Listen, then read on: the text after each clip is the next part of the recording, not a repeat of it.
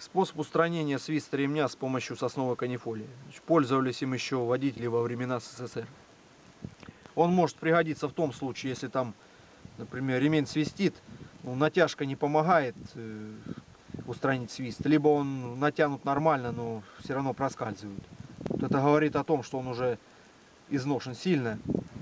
И в том случае, если, например, нам его сейчас не получается там заменить, например, нету ремня, либо там нужно доехать до магазина, там еще в каком-то случае, то можно ненадолго устранить свист вот с помощью такого способа.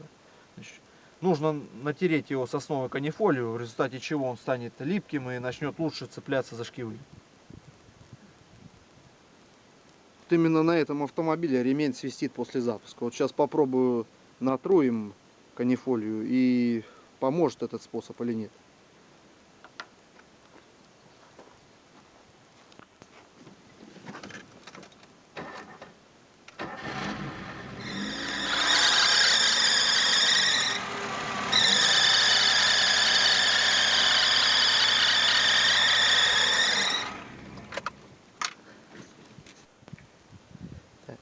Значит, обычная канифоль твердая, вот нужно ее растворить в спирте.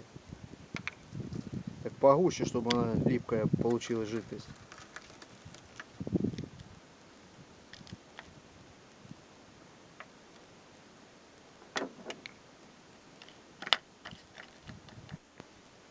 Так, ремень полностью натертый.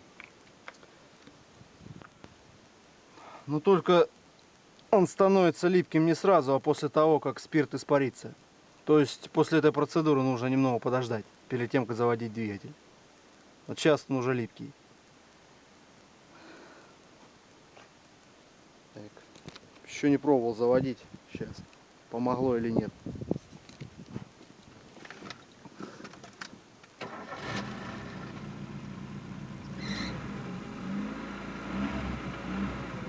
Так, ну немного засвистел сначала, а потом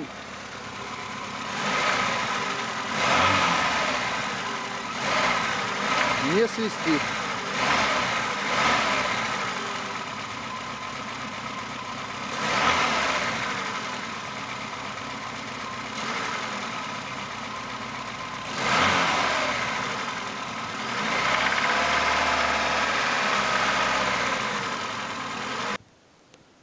Способ рабочий. Если так вот взяться за него, то липкий ремень. Говорят, обычно помогает на 1000 километров. То есть способ рабочий. Спасибо за просмотр.